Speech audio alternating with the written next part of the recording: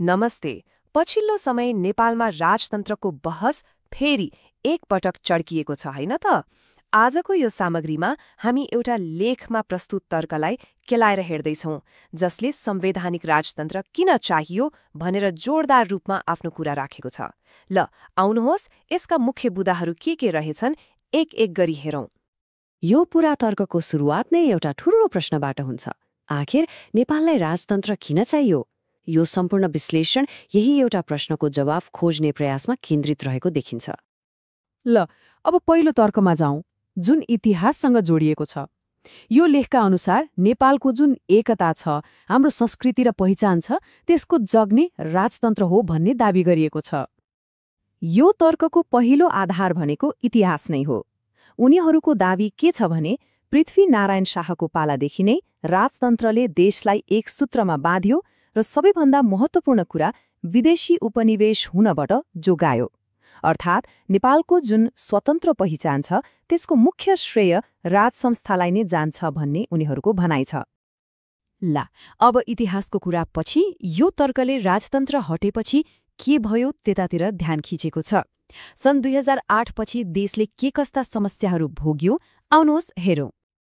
यहाँ एउटा यस्तो आँकडा छ जसले साँच्चै सोच्न बाध्य बनाउँछ। स्रोतका अनुसार गणतन्त्र आएपछिको 17 वर्षमा देशले 14वटा सरकार देखिसक्यो। यो भनेको चरम राजनीतिक अस्थिरता हो र यसले देशको विकासमा सिधै असर पारेको छ भन्ने तर्क छ। त्यो राजनीतिक अस्थिरताले मात्रै भएन, त्यसले अरू के समस्या ल्यायो त?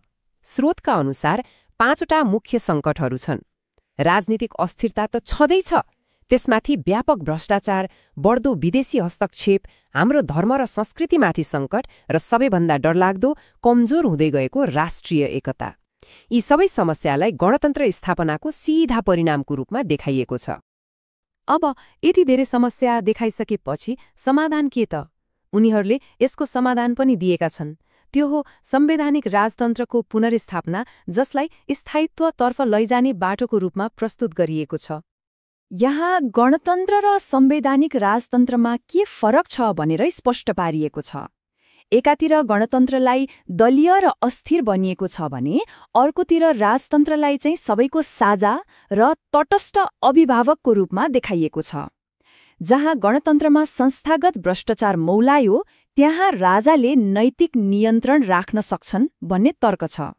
र जहाँ विदेशी शक्तिको प्रभाव बढ्यो, त्यहाँ राजा राष्ट्रिय सार्वभौम सत्ताको रक्षक बन्न सक्छन् भन्ने उनीहरूको भनाइ छ। त्यसो भए पुनर्स्थापित राजतन्त्रमा राजाको भूमिका चाहिँ कस्तो हुने त? के यो पुरानै व्यवस्था हो? स्रोत भन्छ होइन। उनीहरूले राजाका लागि 4वटा स्पष्ट र मुख्य भूमिकाहरू प्रस्ताव गरेका छन्। ती 4 भूमिकाहरू के हुन् त?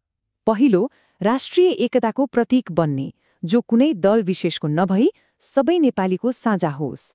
दोस्रो, संस्कृतिको संरक्षक, जसले हिन्दू परम्पराको रक्षा गर्ने तर सबै धर्मलाई बराबर सम्मान दिने।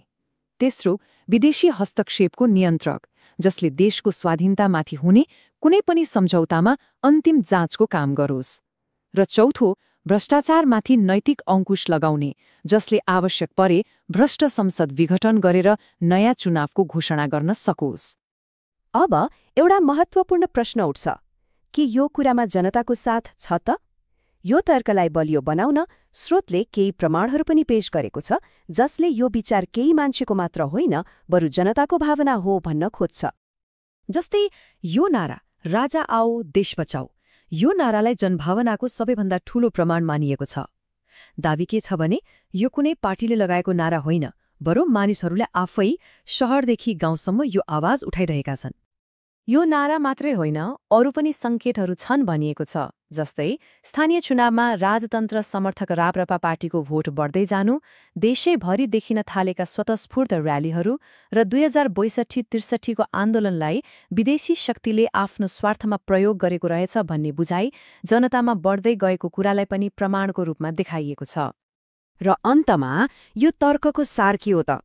उनीहरूको भनाइमा संवैधानिक राजतन्त्र र हिन्दू राष्ट्रको पुनर्स्थापना भनेको पछाडि फर्कनु बिल्कुलै होइन, बरु यो त नेपालको मौलिक पहिचान, राजनीतिक स्थिरता र सुरक्षित भविष्यको लागि चाल्नै पर्ने एउटा आवश्यक कदम हो भन्ने उनीहरूको निष्कर्ष छ। यो पूरै तर्कलाई केलाएर हेरिसकेपछि एउटा गहिरो प्रश्न चाहिँ बाँकी नै रहन्छ। के विगतको कुनै संरचनाले साँच्चै एउटा देशको भविष्य सुरक्षित गर्न सक्छ त? यो प्रश्नले नै सायद यो सम्पूर्ण बहसको चुरो कुरो समात्छ।